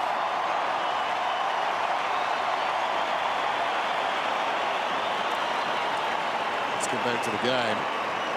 He's probably going to be ejected for the rest of the year, and if he's a Carlton fan, he's going to miss out on a pretty good year. So boundary throw in. 2 minutes and 25 seconds to go. Reaching in there, Curnow. Comes back to Murphy. He polled Brownlow votes in 12 games last year. From what we've seen this season, he's probably already got Brownlow votes in 3 as the ball goes across the ground. Henderson peels off half-back, looks inside the forward 50. Back goes White, almost off his fingertips and out of bounds. What a start by the combo of Murphy and Judd. We've seen all 3 games and they have been outstanding. So a throw in with under 2 minutes to go. Swan couldn't quite. Hampson did well there. Pirouettes out and kicks the goal. Tommy's living up to your big rap as the most improved. He's got 2. Doing a lot right on and off the field at the moment, Sean Hampson. We've just got a quick marker through from TAB Sportsbet. Carlton and Hawthorn are $4.50 equal favourites for the flag. Geelong are $5 and Collingwood are out to $6. So Carlton and Hawthorn are the 2 equal favourites for the Premiership at this stage. Well, what we are seeing with Carlton, Bruce, is the system working well. They've got Gibbs and Murphy and Cruiser as top draft picks, and they got the Golden Goose and Chris Judd coming over from the West Coast. But it's a group of players coming through at the same time, at the same age, now all entering near the prime of their careers. And symbolically, it's a 10-goal match. Yep. It's a 10-goal margin here. Have you seen Carlton play a better match in the last sort of decade in a big game like this? They have been outstanding. They were very good against Richmond. They were even better against Brisbane. But this is another beast again in Collingwood. A team that for the last 2 years have been almost unbeatable at times. And yet tonight they've been humbled. We saw them, I remember a couple of years ago when St Kilda were really flying. Carlton beat them, I think, once with and on a Monday night. They hammered them. And that's the thing that Carlton have had. And now they're getting more strength, more maturity. A lot of players are in, better than they were 12 months ago. But that common denominator of that really extreme leg speed is something that they've got more than any of the other top 2. Advantage! You feel right now they are ripe, aren't they? Everything is just blooming for them. Murphy getting a 1-2. He's up to 39 now as he comes across the ground to Bauer. Pressure's on Tommy. Bauer runs forward of the wing, comes out wide. Gibbs takes on Thomas. Thomas hasn't done much tonight. The ball goes across the ground. Simpson set himself, courageously went back after it. O'Brien was the first to set up a chain of hand passes that led nowhere. Beams gave it across to a teammate who finds himself, that's Willingham, in a tight situation. Thank you. So still to come for the Blues. That's not a run that should frighten them too much. So it's fitting, really. Life mirrors art. Bucks as pale as Robert Pattinson tonight. After all of this, as the ball goes out towards the wing, tracking it back and dominating again. Henderson to Dygan. Dygan puts it out of bounds. Still a bit of rust there. So they've got the Bombers next week. That shoots. We've actually got them on a Friday night against Freo in a couple of weeks in Perth. Yeah, that'll be a good game. Fremantle in Perth are going to be tough to beat the way they've started the year. Gee, Collingwood right now. I mean, brave to pick them against a top 6 team at the moment. And what we've seen tonight... Did you pick them today, Vince? No, I thought, well, it's easy to say now. So Collingwood have got Port Adelaide, Essendon, Anzac Day, to Western Bulldogs, Brisbane. That's a pretty good draw, you would think, wouldn't you? Yeah, they need to be able to sort of get three of those 4 up to stabilise their year a little. And get some players back. Blair to Swan. And then Swan with a wobbly old kick to Thomas. And one of those nights has it to side bottom. And Carlton win by 10 goals against the arch enemy. That is sweet.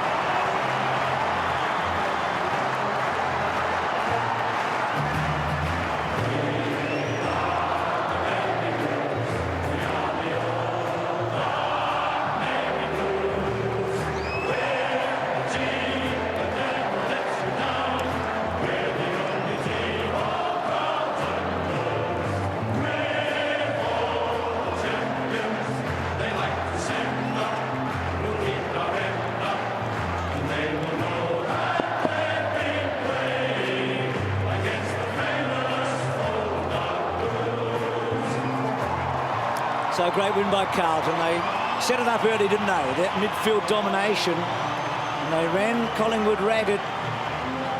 As we go down to you, Tim Watson. A fantastic performance. And Tim, you've got a bloke that has just done a mighty job again tonight, hasn't he? Macca here with Andrew Carazzo. Congratulations. That was a mighty performance by the Blues tonight. Yeah, it was great. We had a game plan. We stuck to it. We feel like that's the way we've got to play our footy now. Just hard and fast, and we're showing the footy world that we're a contender. When did you know that you'd be playing on Pendlebury tonight? I had a fair idea during the week. Obviously, he's been in fantastic form, so just trying to quell him as much as I could and get off him when I can. So I had lots of help from my teammates tonight, which makes a big difference. What was the major concentration playing on him tonight? What were you trying to do early in the game? Oh, he's just so dangerous around stoppages. So just have him think about me a little bit and try and quell him when I could. Is this the best Carlton side you've played in? I'd say so. We played some great footy last year, but I think we're getting a good solid group now with some really even contributors. Well done again. Cheers, thanks for that. Good stuff, Tim. As Collingwood leave, I reckon you could argue this is almost the biggest win they've had in the Juddy. I know they won a final last year, but for the build-up for this match, to beat one of the real trendsetters of the last couple of years, magnificent effort. Well, maybe Tim, maybe you could ask Chris Judd. I mean, is this just about as significant a win as Carlton have had since he's been at the club? Jody, the question from upstairs is this the most significant win you think that Carlton's had since you've been at the club? Oh, look, I don't know how much you want to read into it, but certainly we rate Collingwood really highly, and to come over and have a win like that is pleasing for the club. But look, there's still plenty we need to work on from the game, and looking forward to next week. Everyone's going to read a lot into this performance though tonight, and I think you might even be flag favourites after tonight. Can you wear that tag? Oh yeah, look, I mean that's the nature of footy now. The media is so intense now. You know, 4 weeks ago during pre-season we were in crisis talks, and 4 weeks later we were Premiership favourites. So, you know, we just need to maintain our equanimity and go forward, and keep looking forward to each challenge. Great depth in this midfield now too. Does that make your job a little bit easier? Oh, absolutely. Look, that's the beauty at the minute. We've got so many players we can rotate through. They're all playing their role and playing good footy. And great flexibility too with the team tonight. Yeah, there is, and you know, having our big blokes up forward and catching, I think, really helps. And you know, just our speed across the ground was pretty important tonight. Well done. Thanks, Tim. Yeah, great job. Thank you, Tim, with Chris Judd there. Well, you look around this team as they're walking off, they've had so many contributors tonight, haven't they, the Blues? Well, they're very even. I mean, everywhere you look over the field, they're all in looking like career best form. Even Judd, who's been magnificent for a long time, he's obviously as good as he's ever been, but Murphy, Scotland, Gibbs, Carazzo, I mean, you look through their whole side, they've got terrific role players. Gibbs, we've spoken of, who can do a role for you up in forward. Their rucks are good. I think Cruiser looks like he's now going to become a top-notch ruckman. Well, another one of the big stars is Mark Murphy. Down to you, Tim. Well, Murphy, it was such a comprehensive performance tonight. Yeah, it was a bit unexpected, but we haven't beaten the Pies for quite a few years, so it was great to get the win. Is there extra emotion in the build-up to a game against Collingwood?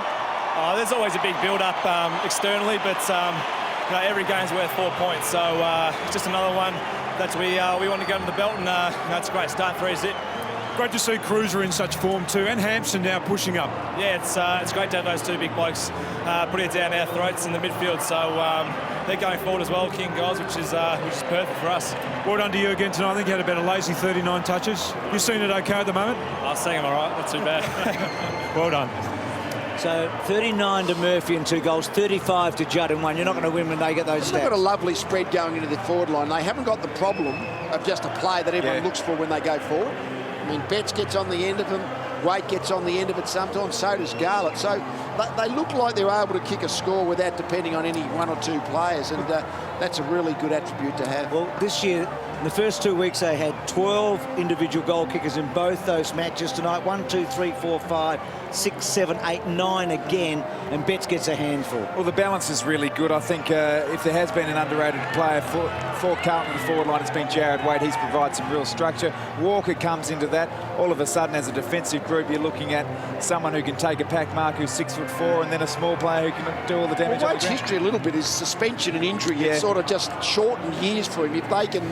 If he can stay fit and well for a whole season, that's going to be incredibly important. He's only played 39 of the last 72 games, Waite. So he's missed half the games over the last 3 years. So he's vital, isn't he? And the ruckman going forward, Bruce, we spoke about it during the call. Hampson's improved, Warnock's on the outer, and well, Cruiser just does it all at the moment, and that's really apt. You see the sign there, ruthless. What the really good clubs do is they have a motto internally about harder for longer, and Carlton have certainly progressed the way the coaching staff would have expected over the last probably 12 to 14 months, and tracking well. I hate using this term, but I haven't seen Carlton harder than Collingwood in a Collingwood game for a while, but we did tonight. Yeah, well, that's one of the problems. I mean, good from Carlton's point of view. They've elevated themselves into that level, but Collingwood just aren't getting that sort of swarm around the footy. So that competitive edge that they've had for the last couple of years is just currently not there. And you just wonder where, I mean, I know it's round 3, just wonder where the leadership right now for Collingwood on the field is. You don't feel it, do you, from the outside looking in? They'll be better having Maxwell back, now fit and well, but it's a poor start, which is difficult to come off. Well, they haven't beaten Collingwood for a long, long time. This will be sung with a bit of gusto, you would reckon.